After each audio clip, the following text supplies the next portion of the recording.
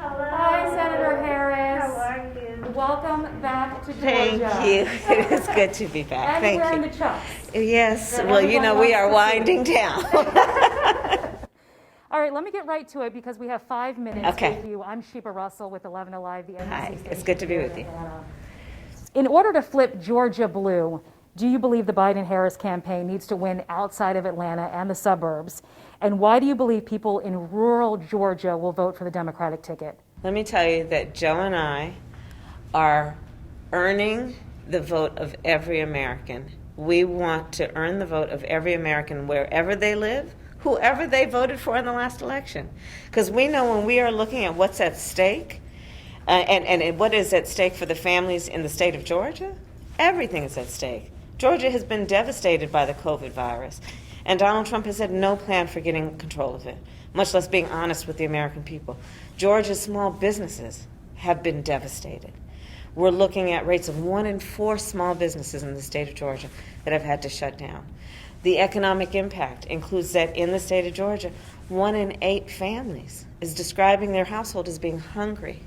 This is what's going on in this state. Joe and I are saying, look, we have a plan we are prepared to implement right away, which will be about a national plan for free testing and free vaccines, also federal money going to support small businesses so they can reopen and rehire, helping with schools so that we can build back up the infrastructure of our schools and get our kids back in there safely to learn, including our teachers. So this is what everybody in the state of Georgia cares about, regardless of where they live and, frankly, whatever party they're registered to vote with. What can you say to undecided black voters, Senator Harris, who feel like their vote is being taken for granted? Those people who may not vote at all, we've been hearing those stories, because they're still having a hard time trusting Joe for authoring that controversial 94 crime bill, and you, because of your many years as a prosecutor, enforcing laws that they say destroyed countless black families.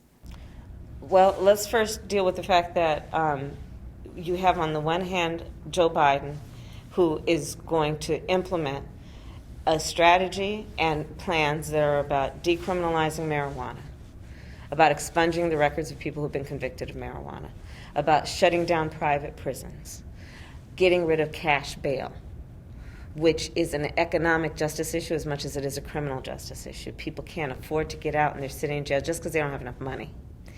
Joe Biden is saying we're going to deal with police reform. We're going to end chokeholds and carotid holds. George Floyd would be alive today if that were the case. That is what you have in Joe Biden. Joe Biden is saying that we understand part of the disparities that exist, racial disparities in America, have to do with access to capital. So Joe's saying we are not going to raise taxes on anybody that makes less than $400,000 a year, and we're going to put $150 billion into minority-owned businesses and startup businesses for low-interest loans so that they can start up a business or grow a business. These are the plans that Joe Biden and I have, focused on what we know has been a systemic system that has caused racial disparities across the board. And Joe has the temerity, Joe has the courage, Joe is a student of American history enough to speak the phrase, Black Lives Matter. Donald Trump will never say that. Senator Harris, many Democratic strategists are concerned now, and have been concerned, frankly, about black men and how they'll vote. And now we're seeing more and more male black celebrities coming out in support of President Trump. Recent data shows about 10% of black men are leaning toward Trump. What is your message to the black men of Georgia and America? How can you get them to win? How do you win their trust? Well, first of all, we are very proud to have the support of Mayor Keisha Lance Bottoms, Stacey Abrams. I was just doing an event with Common 2 days ago. So there is an incredibly broad range of support for Joe Biden and me. Snoop has been doing a bunch of PSAs reminding people to vote. So here's the issue. The issue has to really be understanding that every vote needs to be earned. I am never going to say to anybody they're supposed to vote for us. We have to earn that vote. And that comes with having a plan that relates to police reform, criminal justice reform, access to capital, health care and coverage, mental health care. And when people are informed of what we are committed to doing, I think the choice is incredibly clear in terms of the options that are available and will be available under a Biden-Harris administration for black men in America, understanding the long-standing disparities and also appreciating the distrust, which is a learned distrust of a system, because that system has been flawed and it has often been enforced in a way that is biased. All right, my last question for you, Senator.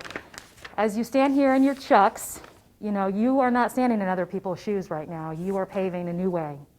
Has it sunk in yet, the enormity of your barrier-breaking candidacy, the first black and South Asian American woman on a major party's presidential ticket? There are black women alive today who were not allowed to vote for the first time until 54 years ago. On Halloween, you had little girls dressed like you. Has that sunk in yet, everything that has happened? So my mother, who is one of the many strong women who helped raise me, taught me and said to me many times, Kamala, you may be the first to do many things. Make sure you're not the last. And that is how I have always thought of any barrier that I have broken, which it comes with a great responsibility, knowing, first of all, that I stand on the broad shoulders of people like Shirley Chisholm, right? Constance Baker Motley. I could go on and on and on about those incredible women and men who created a path for me to then walk through these doors. And my responsibility then, which I carry with a heavy sense, is to then create that path for others to follow. Senator Harris, we thank you for your time. Thank you. Giving you a big air hug. Thank you to you too. Exactly.